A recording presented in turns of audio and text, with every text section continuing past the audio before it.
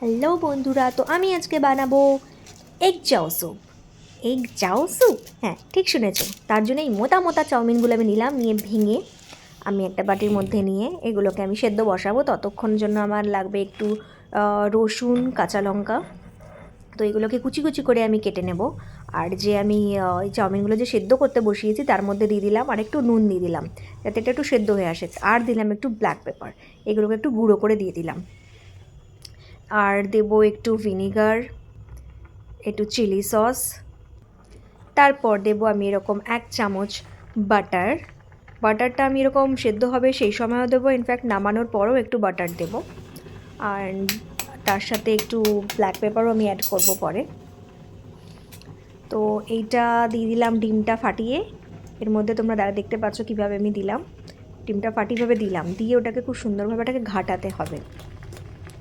ঘাটালে এই দেখো তোমরা কীভাবে আমি ঘাটাচ্ছি, এইভাবে ঘাটিয়ে দিলে দেখো কী সুন্দর ওটা পুরো ঘেটে যাচ্ছে। আর এটার মধ্যে কোনো কাঁচা কাঁচা ভাব লাগবে না, কারণ এটা এত সুন্দর একটা টেস্ট আসবে। তোমরা একটা খুব সুন্দর গন্ধ বেরিয়েছে, যেটাকে আমি গন্ধতেই মুগ্ধ।